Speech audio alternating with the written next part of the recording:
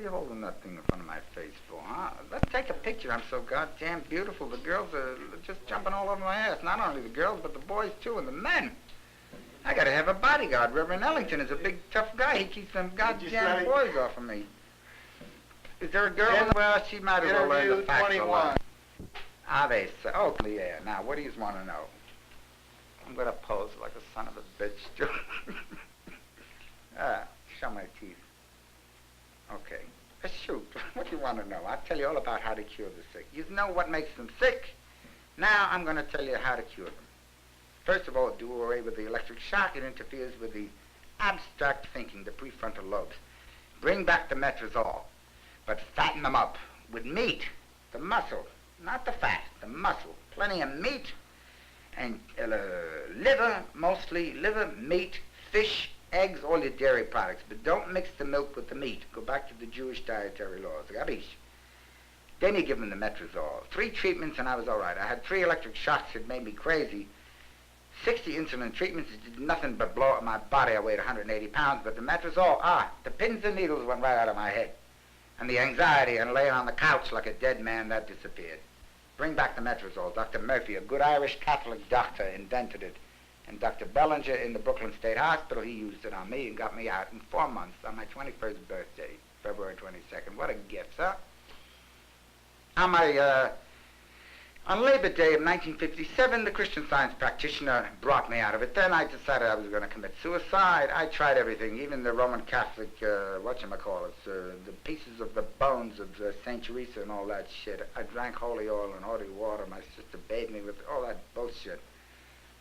And I said, either I'm going to get cured this week and I'm going to get the throat cut because the doctors had written to my sister, and I sneak. I'm a snoop. Hey, he's hopeless. He's going to stay here for life. I passed the Catholic chaplain's office, and the Protestant minister, that son of a bitch, he says to the priest, he says, I see they threw the Christian Scientists out of the chapel. And the priest said, well, they do what's good. See, the Catholics are very charitable. He said they do what they can, because we're only a small group. I said, the son of a bitch, right at that moment, mind you, when I heard it, that's not coincidence, that's a divine plan. I went to the Christian Scientist. In 3 days, on a Monday, I came back to the hospital. The Jewish doctor, he looked at me. I was sitting big as life on the telephone. He says, quoting from the Bible, he hath put the mighty down from their seat and hath exalted them of low degree. I was a dead dog on the floor on the Friday when I went on past, and on Monday I was a big shot behind the goddamn desk. See, now I was all right for a couple of years, but I worked too goddamn hard. Then the son of a bitch Hendy, he forces me to take electric shock up there. I call him a bag of bones, a rag bag, a refugee from the rag bag, a Protestant son of a bitch again. He gave me the electric shock. He destroyed my memory and my thinking process. A dirty bastard. He's going to pay with crushed hands. You put this right on the goddamn film, because my brother Mike's in the syndicate, and Vinny is his helper too. I want this all to go right on the goddamn soundtrack. Either that or he's going to go down on his goddamn knees. And he's going to get the electric shock. An eye for an eye and a tooth for a tooth. That son of a bitch is going to get electric shock. He's crazy. He's got the Jehovah complex. This time it was the medicine and the Christian Science, too. The Nardil and the Stelazine and this new one, the Meloril. And the sodium amytal for the people that can't sleep at night. Why don't you use the sodium amytal? It isn't that habit-forming, is it? Hey, come on. You're supposed to be telling me. This is all I get. Meloril to keep me from going into euphoria. See, that's what happened the last time. I went so high, be Jesus, there was nobody holding me down. I went not past the goddamn moon or the rocket. I was way up on them goddamn, all those, anyway, those, come on, help me. I don't know. You don't know? You didn't study astronomy. What the hell's the matter with you? The outer space, way back, 10 million light years away, see, but I had to have my feet on the ground. I had my feet on the ground. My head was 1,000,000 miles away, you see. Now the head is back down on the earth. The feet have always been on the ground. The head was in the mud, too, when I was not catatonic. I had no memory. I had amnesia, almost 98%. Now the happy medium. Now I'm this way, like you want. Like the smoothing of the water when they throw the oil on the water, this way. And when somebody says something rotten to me or they hit me, I don't get hurt and depressed and slink into a chair. I get so goddamn mad I beat the shit out of them like my mother did with the baseball bat.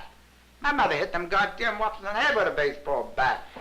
And the girls, if they come home late, she hit the boyfriends on the back with a broom and she threw the dishes at the girls like Maggie and Jiggs. Down the cellar she chased them. She'd sit up and cussing and swearing and putting the curse of Rome on their head until 11 o'clock they were all in. Then she said the name of the Father and of the Son and of the Holy Ghost, and she went to bed and she slept the peace of the just. That's why she survived to be 51 with 9 children, 7 daughters, keeping company at the same time. She had 6 or 7 more children after that, stillbirths and some that lived. Oh, my brothers, what a tragedy. With 2 boys, me and my brother Ziggy, and there's 7 girls that lived. The girls were tough. But the 5 or 6 boys she had after that, well, in that time of life, they're not supposed to have the children. They were either stillbirths, or they died, or the doctors couldn't put the life into them, or they died within 3 or 4 months. She was too old. She had her last children when she was in her 40s. Does that sadden you? No! I got all kinds of little brothers here and there. I was in the Big Brothers organization in Boston when I was a Protestant minister. You're from Boston? No, I went to Boston University there. Brothers and sisters. You're all my brothers and sisters. Even the Collards, too. There's some that isn't so goddamn nice. Most of them are a bunch of shitheels, too, but the Jews are my best friends and the Christian Scientists. The Protestants are all fucked up. They're all against something, but they ain't for it. I can't figure out what the hell are they for. They're negative. Protestants, they're the son of a bitches that go preaching the Bible up and down them goddamn halls there, and they're saying they're being persecuted. They're not being persecuted. The son of a bitches are sick. They see visions and hear voices and all that horse shit. The only ones that saw the visions and heard the voices that were real saints were people like Joan of Arc. There was a real... She didn't hear voices. Only what we Christian Scientists call angel thoughts, God directing our thought processes. Not voices. We don't hear voices and we don't see visions. We see in the mind's eye. You do too, don't you? Right here now. Can't you picture your wife and your children at home and what she's doing, getting your supper prepared? You can. Sure. Of course. That's what it is in Christian Science. Only clear. I'm spitting all over the place. That is. So. Oh, where's that cup of java? Not on. Cup of poison, I call it. You know what the coffee is good for? It serves as a good purgative to wash your lower intestine out. And the trianesia I get, it settles the acid stomach. But I haven't had any trianesia for 2 days. Because they're afraid of me. I terrorize the ward. And Reverend Ellington, who's my very best friend, he's doing the healing work. He's a student of Christian Science, too, now.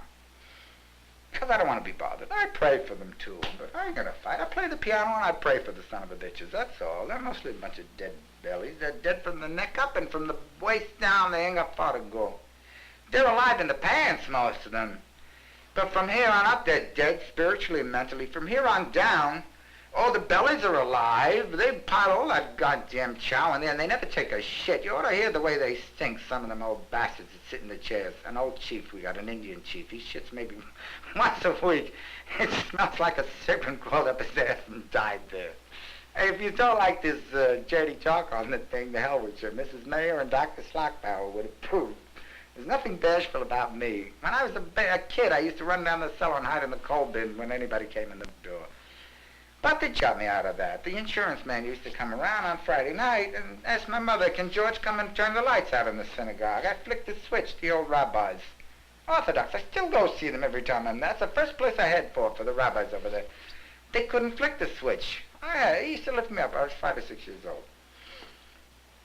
Let me just pose a little bit now. I wish I had some different clothes. Oh, look at the clear, beautiful eyes. Let me see. Get me all around here. How about the physique? Shall I take my shirt off or anything like that? Sit down. No. On the ham, I told you. I'm not repressed anymore, kid. I'm not inhibited, but I'm not an extrovert either. I know when to shut up and listen to people who know. Can you now? I certainly can. I can maintain silence here for the rest of the time, and you talk.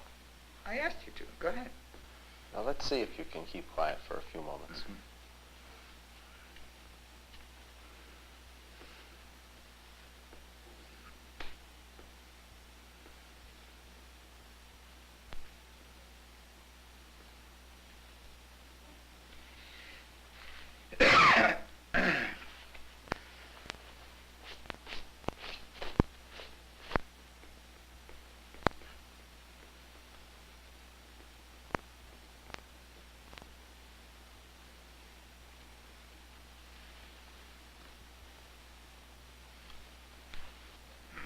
You've done very well.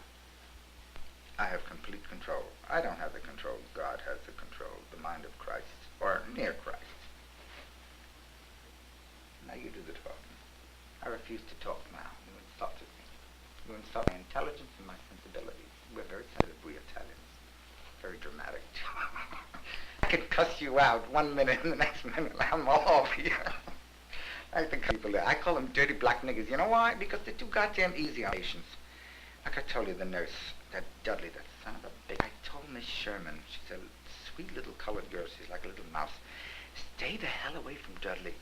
Listen, while I was there, he was locked up in the security room all day long. Today he was out all morning. Ellington's been working with him, and the Protestant chaplain came in. In other words, all the faiths had come in.